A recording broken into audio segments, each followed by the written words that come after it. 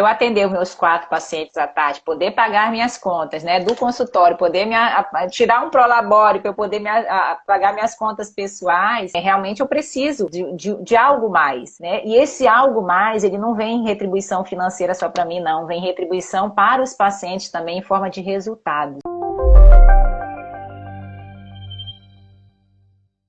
Eu prescrevo música, tá? Os livros que eu leio, que eu acho que encaixam dentro da minha especialidade, eu também prescrevo aos meus pacientes. Então, assim, esse dia eu ouvi até uma crítica, sabe, de um colega dizendo que, negócio de música? Que isso não é medicina, a pessoa prescrever música. E aí eu já tô no meu autoconhecimento já um pouco mais evoluído, aquilo assim entrou por um ouvido e saiu pelo outro, e eu digo o que importa são o que os meus pacientes estão gostando, né? E meus pacientes amam as músicas que eu prescrevo para eles. Então porque são as músicas que eu ouço também. Olha, você tá dando ferramentas para mim depois para a gente falar sobre essa questão da precificação. Mas é isso, é escutar os pacientes. A gente não faz medicina para poder agradar os outros colegas médicos, né? Eu acho que isso é uma consequência, né? A gente tem que fazer medicina para agradar os nossos pacientes. Isso é muito massa. Mas assim, voltando, tem uma perguntinha aí para ti, depois você responde. Voltando, então você saiu de um valor de consulta de 30 para 300,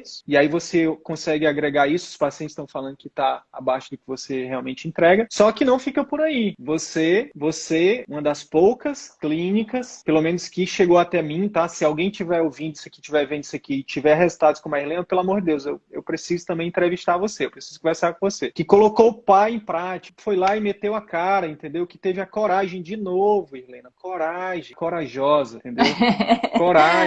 Coragem de fazer o quê? De entregar mais valor ainda para os seus pacientes, né? De se doar mais ainda para os seus pacientes. Porque, no final das contas, um programa de acompanhamento intensivo é isso. Você vai se doar mais, você vai se dedicar mais tempo, você vai, né, enfim, vai ter uma proximidade maior, um relacionamento maior, vai se dedicar, enfim, se corresponsabilizar com o resultado desse paciente. E aí, hoje, você tem os pais, que também ajudam aí na composição dessa renda, não é? Certamente. Então, assim, para eu atender os meus 4 pacientes à tarde, poder pagar minhas contas, né, do consultório, poder tirar um prolabore para eu poder pagar minhas contas pessoais, realmente eu preciso de algo mais, né? E esse algo mais, ele não vem em retribuição financeira só para mim, não, vem em retribuição para os pacientes também em forma de resultados. Então, o programa de acompanhamento que eu montei, o programa Vida Leve, né, para obesidade, modéstia à parte, tá, Sidney? Tá muito bom, sabe?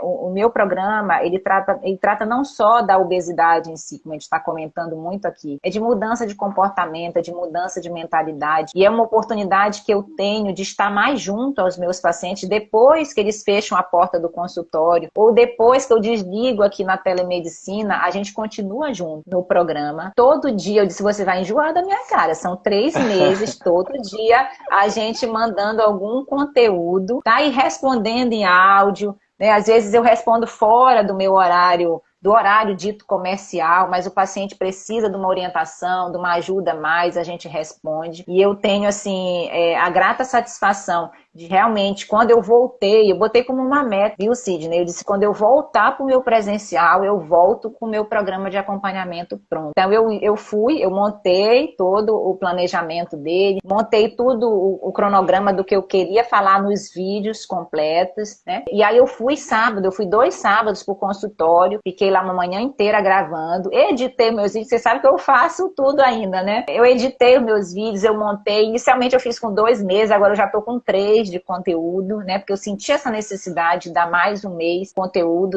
dentro do programa. E os resultados são muito bons. Os resultados são muito bons porque além de ativar um pouco mais o comprometimento do paciente envolto na perda de peso, no controle da obesidade, também a gente está junto. O paciente não está só. O paciente não está só. A gente está junto com o paciente em cada dificuldade que ele tem, acompanhando semanalmente os parâmetros, né? Que a gente já instituiu. Tem um planner de acompanhamento também, faz toda semana com esses pacientes e todo dia eu tô lá, todo dia eles estão lá ouvindo alguma orientação, alguma dica prática, alguma sugestão de receita, de desafios, entendeu? Então, assim, realmente complementa a minha renda, mas muito mais do que isso, né? Me traz essa possibilidade de estar mais junto com o meu paciente, de dar essa orientação a mais para ele e de, com certeza, ter mais benefícios, não só físicos, mas emocionais para essa pessoa pessoa aí que está lutando contra a obesidade, contra a perda de... Massa. Assim, ó, o colega perguntou aí, né, Helena, sobre a questão da composição de renda. Queria falar um pouquinho sobre isso, que é o seguinte, eu fiz uma consultoria ontem com uma colega, Helena, que isso tem se repetido, sabe? E é por isso que eu quero tocar nesse assunto agora. E eu acho que sim, isso é um diferencial para você também. Colega, ontem a gente conversando e aí eu falei,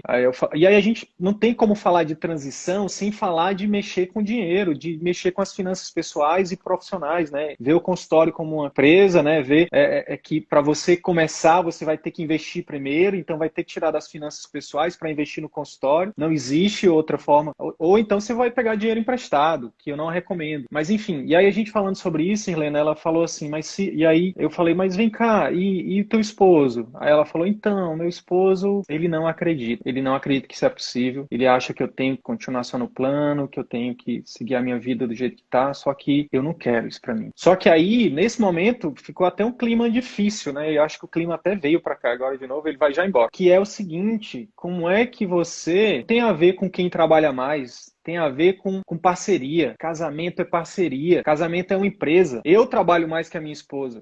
Entre aspas, sabe por quê? Porque cuidar da minha filha dá muito trabalho. Cuidar da nossa casa dá muito trabalho. Cuidar de mim dá muito trabalho. A minha esposa trabalha 10 mil vezes mais do que eu. Porque eu tô aqui me divertindo enquanto ela tá colocando minha filha para dormir, enquanto ela tá arrumando as coisas. E ela é médica também. Não tem a ver com quem ganha mais do que alguém. Tem a ver com prioridades, com pactuações. Isso é importante também de ser conversado. Isso não tá nos livros. Isso a Globo não mostra, entendeu? E esse caso da colega, Helena, ele se repete. Se repete, se repete, se repete. E eu tô falando de maridos que são médicos.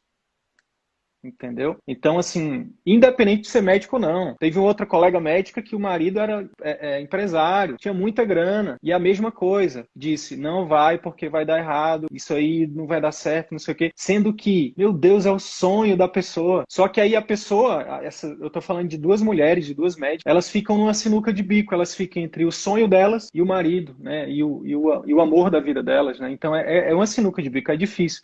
Mas eu acho que nada que uma boa conversa, nada que sentar e botar realmente, né, os pingos nos is, né, abrir o jogo e dizer, olha, é minha vida, é meu sonho. E a gente se casou, a gente precisa estar junto. Não dá para você seguir por um caminho ou seguir por outro, a gente precisa seguir junto. Nem que seja por um tempo, né?